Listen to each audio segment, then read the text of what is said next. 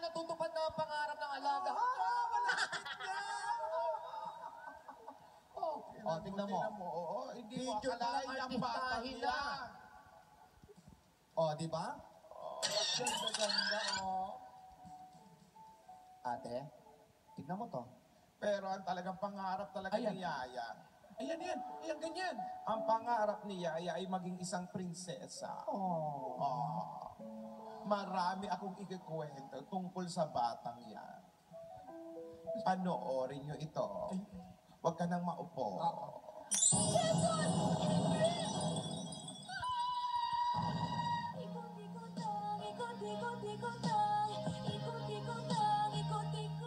Darla, bibilang kita ng black polo because I love you. Thank you, Christine. Yes, ano ka sa men's? Large?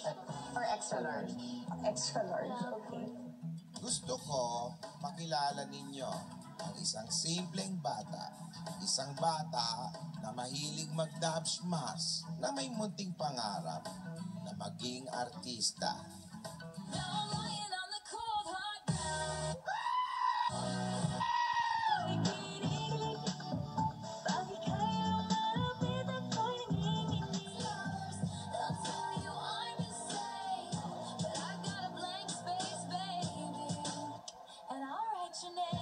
March 3, 1995, ipinanganak ang isang batang babae at pinangalanang Nicomende Capili Mendoza o mas kilala bilang Maine Mendoza. Sa unang tingin, di mo aakalain na magiging isang dubsmash queen at isa ring fast rising star sa showbiz ngayon. Si Mengay, kung tawagin ng kanyang pamilya at malalapit na kaibigan, ay isang mahiyaing bata. Sa amin, si Mengay, tahimik siya eh, medyo tahimik dahil takot siya sa tao.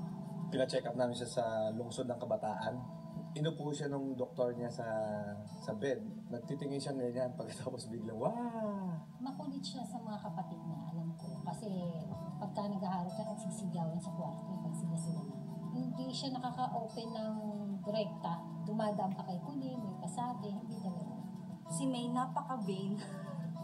Ay, yan ang buhay ng walang salamin karang. Salamin niya nga. kumakain siya sa cafeteria namin. May Doon sa may salamin. Isa pa yan sa facts ni May, hindi siya mahilig mag-sugarcoat ng kahit ano. Lalo na pag close na. Talagang kung anong gusto niyang sabihin sa'yo, talagang sabihin niya kahit masaktan ka, ganyan, kahit masakit. 6 months po kaming umaga pumapasok. 5 a.m. siya gumigising. Parang Lagi na lang akong 5 a.m. Pagod na ako. Nung sa first week ng college, tuwing lunch daw, kumakain siya sa sasakyan. Tapos umiiyak siya. Kasi wala daw siyang kasama. Naalala ko lang nung high school kami, nabully siya. As in, ayaw niya talagang pumasok. Kasi introvert nga siya. So, as much as possible, pagka malulungkot ganyan, kung kaya niyang tisin, sa kanya na lang muna.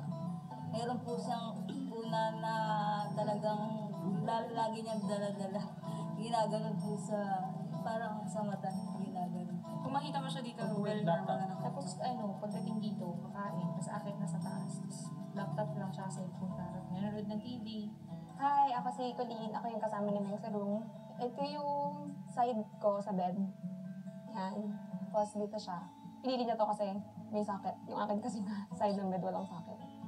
Tapos pagkagabi, dito siya lang lagi. As in, pag nag-internet, gumagawa ng vlogs, dito lang siya, nakahiga lang siya.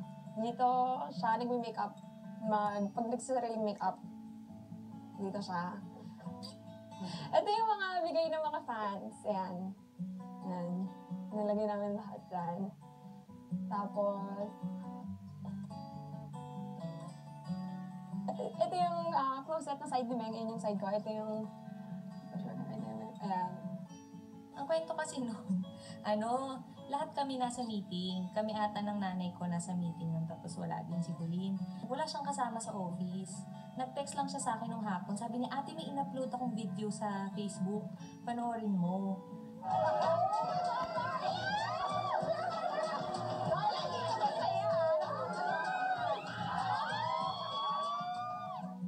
Ito yung wheelchair na ginamit niya nung nag-first dubsmash na video.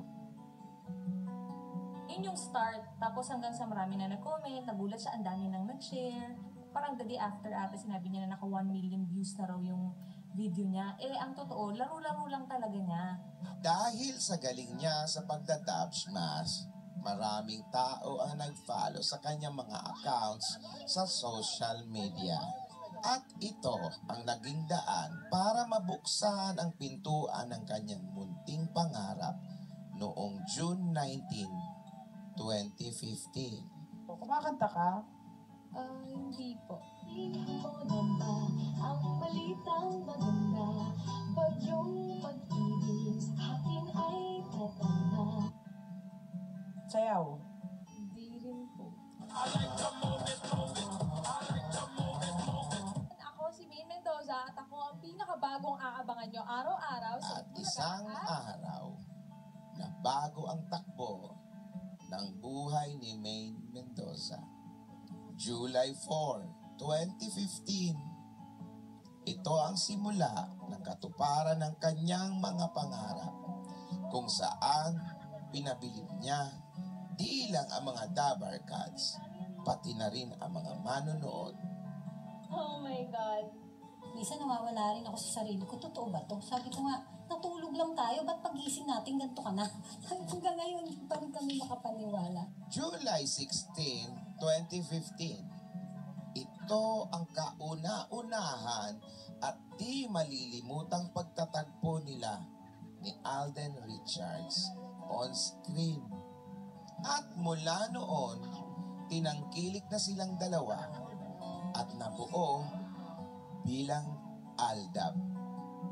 Ang munting pangarap na ito ni Maine ay mas higit pang biniyayaan dahil di lang sa kalye-serye nakita ang kanyang galing, pati na din sa kanyang mga nagawang commercials at ilang print sa magazines.